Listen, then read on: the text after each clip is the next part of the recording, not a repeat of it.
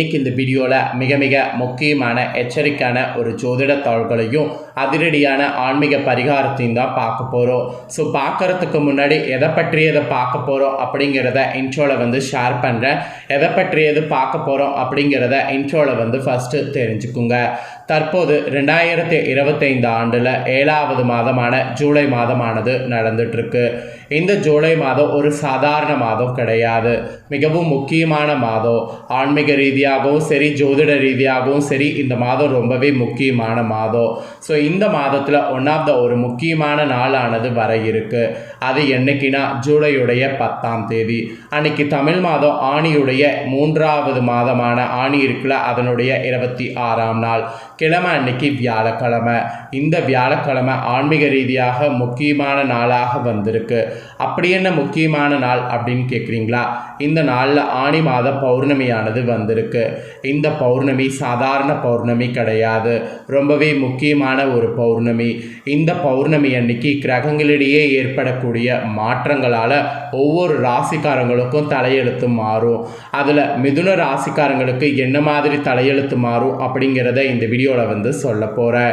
So இந்த video மிதுன ராசிக்காரங்களுக்கான special video.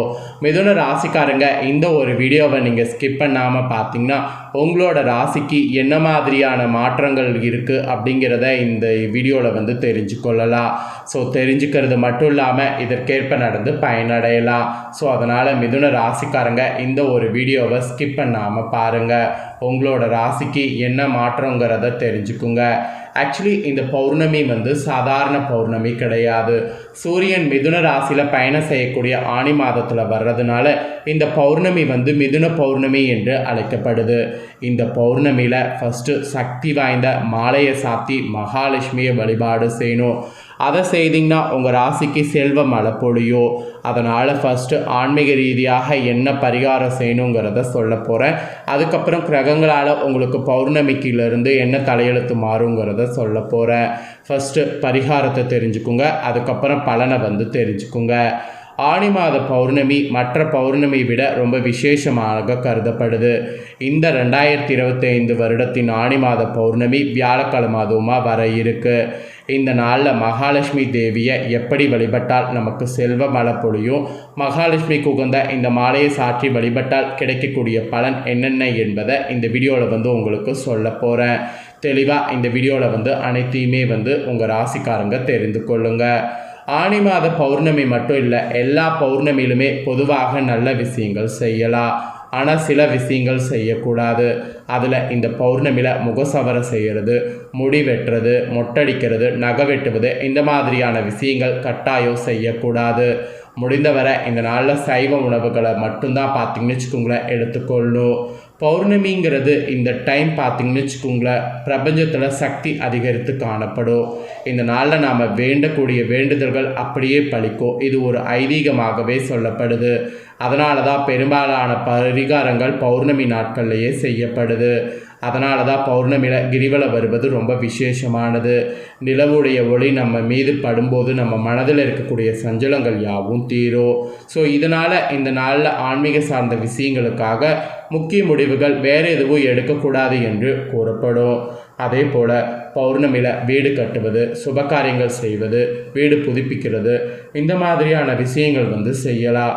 மேலும் இந்த நாளில் மௌன விரதம் மேற்கொள்வது ரொம்பவே நல்லது. தேவையற்ற அசுப வார்த்தைகளை இந்த நாளில் பிரயோகிக்கக்கூடாது. இந்த நாளில் சுப வார்த்தைகளை பிரயோகிக்கணும். அப்போ தான் இறைவன் ஆசீர்வாதம் கிடைக்கும். இறைவனை நினைத்து தியானம் மேற்கொண்டால் நம்ம ஒருவரோட தவம் செய்ததற்கு கூட சமமாகும். அந்த அளவுக்கு ஸ்பெஷல் இந்த பௌர்ணமி. இந்த பௌர்ணமி நாளில் காலையிலே வீடு முழுவதும் சுத்தம் செய்திடணும், பூஜை அறையை சுத்தம் செய்திடணும், குளித்து சுத்தமாகிடணும். அதுக்கப்புறம் நீங்கள் வாசலில் வண்ண கோலம் வரையணும். தாமரை பூக்கோளம் இல்லைன்னா தெய்வீக கோலம் வரையலாம், ரொம்ப நல்ல பலனை கொடுக்கும். இந்த நாளில் மகாலட்சுமி உங்கள் வீட்டுக்கு மனமகிழ்ச்சியோடு வருவதற்கு உரிய எல்லா ஏற்பாடுகளையும் நீங்கள் செய்யணும். மகாலட்சுமியின் மனம் குளிர செய்ய அவங்களுக்கு பிடித்தமான இந்த ஒரு பொருளால் மாலை கட்டி போடணும். நல்ல வாசத்துக்கு பெயர் போன மூலிகை பொருளாக இருக்கக்கூடிய ஏலக்காய் தான் பொருள். சமையலுக்கு பயன்படுத்தக்கூடிய இந்த ஏலக்காயை பயனுள்ள வகையில் மகாலட்சுமிக்கு மாலை போல மஞ்சள் நூலால் கோர்த்து சாத்தணும். பின்னர் மகாலட்சுமிக்கு உரிய நெய்வேத்தியங்கள் படைத்து இனிப்பு பண்டங்கள் வைத்து குத்து விளக்கு 2லேயும் 5 முகத்திலையும் 5 திரி இட்டு நெய் அல்லது நல்லெண்ணெய் ஊற்றி தீபம் ஏற்றணும். அதே போல் என்னதான் இந்த நாளில் குத்து விளக்கு, காமாட்சி அம்மன் விளக்கு இந்த மாதிரிலாம் ஏற்றினாலும் பௌர்ணமி அன்னைக்கு ஒரே ஒரு அகல் விளக்காவது பூஜை அறையில் எரிய வைக்க வேண்டும். அதுபோல் தலைவாசலையும் 2 அகல் விளக்குகளை இருபுறம் வைத்து 2 திரிகளை போட்டு தீபத்தை நாம் ஏற்றியே ஆக வேண்டும். இதனால் குடும்பத்தில் இருக்கக்கூடிய கஷ்டங்கள் யாவும் நீங்கும். நீங்கள் நினைத்தபடி நடக்கும். அப்புறம் கடன் தொல்லைகள் தீரும். இதெல்லாம் ஐதீகமாக சொல்லப்படுது. அதே போல் இந்த நாளில் மாலை 6 மணிக்கு மேல் யாருக்கும் கடன் கொடுக்கக்கூடாது. அதே போல் நீங்கள் கடன் வாங்கியிருந்தீங்கன்னா அந்த கடன் தொகையிலிருந்து ஒரு பகுதியை இந்த நாளில் 6 மணிக்குள் கொடுத்து விட்டு வரலாம். இதனால் விரைவில் கடன் அடையும். இந்த ஒரு ஐதீகமும் இருக்குது. இது போல் எண்ணற்ற பலன்களை தரக்கூடிய இந்த ஆனி மாத பௌர்ணமியை மிதுன ராசிக்காரங்க தவற விட்டுறாதீங்க. இதுதாங்க ஆன்மீக ரீதியான பரிகாரம் செய்யறதுக்கு உகந்தது. ஸோ இப்போ உங்களோட ராசிக்கு பௌர்ணமியிலேருந்து என்ன பலன் கிடைக்குங்கிறத சொல்ல போகிறேன். மிதுன ராசிக்காரங்க மிருகசீரிடம் 3-4 பாதம், திருவாதுரை, புனர்பூசு 1-2-3 பாதங்களில் பிறந்தவங்க வீடியோவை ஸ்கிப் பண்ணாமல் பாருங்கள். உங்களுக்கான பலன் என்னங்கிறத இந்த வீடியோவில் தெரிஞ்சு பலன் பெறுங்க.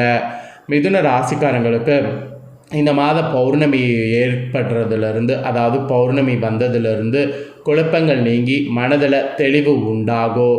நீங்கள் செய்யக்கூடிய முயற்சிகளில் நீங்கள் எதிர்பார்த்த பலன் உங்களுக்கு ஈஸியாக கிடைக்கும். எல்லாத்துக்கும் மேலே வழக்குகள்லாம் இருந்ததுன்னா அதில் சாதகமான போக்கு காணப்படும். மொத்தத்தில் ஒரு பெரிய மாற்றம் இந்த பௌர்ணமியில் உங்கள் ராசினருக்கு ஏற்பட போகுது. அப்புறம் வியாபார ரீதியாக பார்க்கும்போது வியாபாரத்தில் இந்த பௌர்ணமியிலேருந்து நீங்கள் எடுக்கக்கூடிய முயற்சிகள் அனைத்துமே வெற்றி பெறும். அது மட்டும் இல்லாமல் உத்தியோகத்தில் இருக்கக்கூடிய உங்களுக்கு நீங்கள் எதிர்பார்த்தது போல் இடமாற்றம் உண்டாகலாம். உழைப்பு உங்களுக்கு அதிகரிக்கும். அதே போல் தொழில் வியாபாரத்தில் நீங்கள் எதிர்பார்த்த அளவு வேகமானது இருக்கும். இது பணவரவை தாமதப்பட செய்யும். ஆனால் ஆர்டர்கள் தொடர்பாக நீங்கள் அலையக்கூடிய அலைச்சல் இருந்தாலும் வெற்றி உங்களுக்கு கிடைக்கும். பங்குதாரர்களோடு இருந்து வந்த பிரச்சனைகள் உங்களுக்கு அகலும். அரசாங்க வகையில் ஏதாவது முயற்சி பண்ணிங்கன்னா அனுகூலம் கிடைக்கும். ஸோ தொழில் உத்தியோகத்தில் இந்த மாதிரி தான் உங்களுக்கு இந்த பௌர்ணமியிலிருந்து பலன் கிடைக்கும் என்பது குறிப்பிடப்பட்டிருக்கு. அதுக்கப்புறம் குடும்பத்தில் உங்களுக்கு எப்படி இந்த பௌர்ணமிக்கு பிறகு இருக்குன்னா, உங்களுடைய வீண் பேச்சால் மன வருத்தம் உண்டாகும். ஸோ குடும்பத்தில் இருப்பவர்கள்கிட்ட வீண் பேச்சை பேசாமல் இருங்க. கணவன் மனைவியாக இருக்கிறவங்க கூட உங்களுக்கு திடீர் கருத்து வேற்றுமை ஏற்பட்டு நீங்கும். அதனால் வீண் பிரச்சனைகளில் நீங்கள் தலையிடாமல் ஒதுங்கி செல்வது நன்மை தரும். உறவினர் நண்பர்களிடம் பழகும்போது கவனமாக இருக்கணும். ஏன்னா அவங்க வகையிலே உங்களுக்கு ப்ராப்ளம் வர வாய்ப்பு இருக்குது. ஸோ இந்த பௌர்ணமியில் குடும்பத்தில் வாயை மட்டும் திறந்துடாதீங்க. அப்புறம் பெண்களுக்கு உங்களுக்கு குழப்பங்கள் நீங்கள் மனதில் தெளிவு உண்டாக நீங்கள் தியானம் போன்றவற்றை செய்யணும். அதாவது பெண்கள் உங்களுக்கு குழப்பங்கள் நீங்கள் மனதில் தியானம் மாதிரி செய்து அதனால் ஒரு தெளிவு உண்டாகிறத ட்ரை பண்ணுங்கள். அப்புறம் இந்த டைம் எதை செய்கிறதாக இருந்தாலும் ஒரு முறைக்கு 2 முறை யோசித்து செய்யுங்க. எடுத்தோம் கவுத்தோம் அப்படிங்கிற மாதிரி செய்து மாட்டிக்காதீங்க. இது பெண்கள் மிதுன ராசிக்காரங்களுக்கு ஒரு எச்சரிக்கையாக சொல்லப்பட்டிருக்கு.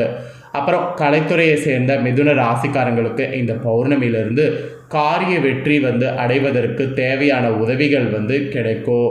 எதிர்பாராத செலவு எதிர்பாராத வகையில் உண்டாகும். சொத்துமனை சம்பந்தமாக நீங்கள் ஏதாவது காரியங்கள் செய்தீங்கன்னா அதில் தடை தாமதம் ஏற்படலாம். ஸோ அது மட்டும் இல்லாமல் வீண் பயம் உங்களுக்கு ஏற்படும். ஏற்கனவே செய்த காரியங்களுக்கான பலனை அடைய வேண்டியது இப்போ இருக்குது. அதனால் புது காரியங்கள் எதையும் செய்ய வேண்டாம். கலைத்துறையில் இருக்கிறவங்களுக்கு கொஞ்சம் உஷாராக இருக்கணும் என்பது குறிப்பிடப்பட்டிருக்கு. அப்புறம் அரசியலில் இருக்கிறவங்களுக்கு இந்த பௌர்ணமியிலிருந்து வீண் வழக்கு விவகாரங்கள் வரலாம். அதனால் எதுலேயுமே எச்சரிக்கையாக செயல்படுவது நல்லது. வெளிநாட்டு ரீதியாக பயண வாய்ப்புகள் நிறைய வரலாம். சிலர்லாம் வெளியூர் பயணம் செய்வதற்கு வாய்ப்புகள் சேரும். எதிர்பாலினத்தோடு பழகும்போது கவனமாக இருக்கணும். மனதில் தெம்பு உண்டாகும், மகிழ்ச்சி அதிகரிக்கும். இந்த மாதிரி மகிழ்ச்சி தெம்பு இருக்கிறதுனால ஓரளவு உங்கள் துறையில் சமாளிச்சிடலாம். அப்புறம் மாணவர்களுக்கு கூட இந்த பௌர்ணமியிலிருந்து முயற்சிகளை எதிர்பார்த்த பலன் கிடைப்பதில் தாமதம் ஏற்படும். அதனால் கூடுதல் மதிப்பெண் பெற, கூடுதல் வெற்றி பெற அதிக நேரம் படிக்கிறது, அதிக நேரம் உழைக்கிறது மாணவர்களுக்கு நல்லது. ஸோ இந்த மாதிரி உங்களுக்கு எச்சரிக்கையானது இருக்குது. ஸோ மிதுன ராசிக்காரங்க, உங்களோட ராசிக்கு இந்த பௌர்ணமியிலேருந்து என்ன நடக்கும் அப்படிங்கிறத தெளிவாக இந்த வீடியோவில் எக்ஸ்பிளைன் பண்ணியிருக்கேன். எக்ஸ்பிளைன் பண்ணதை தெளிவாக இந்த வீடியோவில் உங்களோட ராசிக்கு நீங்கள் தெரிஞ்சிருப்பீங்க. ஸோ இந்த வீடியோவை நீங்கள் பார்த்து முடித்த உடனே இதை லைக் பண்ணி உங்கள் ஃப்ரெண்ட்ஸ் ஃபேமிலிக்கு ஷேர் பண்ணுங்கள். உங்கள் ஃப்ரெண்ட்ஸ் ஃபேமிலியில் இருக்கிறவங்களும் வீடியோ பார்க்கட்டும். அவங்களும் மிதுன ராசிக்காரங்களாக இருந்தாங்கன்னா இதை தெரிஞ்சு இதற்கேற்ப நடந்து பலனடையட்டும். இதே போல் புதிய தகவல்களை தெரிந்து கொள்ள நம்ம சேனலை சப்ஸ்கிரைப் பண்ணலன்னா ஃபஸ்ட் டைம் பார்க்குறவங்க சப்ஸ்கிரைப் பண்ணி பெல் பண்ண ப்ரெஸ் பண்ணுங்கள். அதை பண்ணிட்டீங்கன்னா நான் போடுற மற்ற அப்டேட்டான வீடியோவில் என்ன மாதிரி தகவல்கள் வருதோ அது உங்களுக்கானதாக இருந்தால் நோட்டிஃபிகேஷன் தெரிஞ்சு பயனடையலாம்.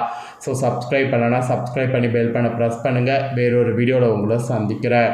நன்றி.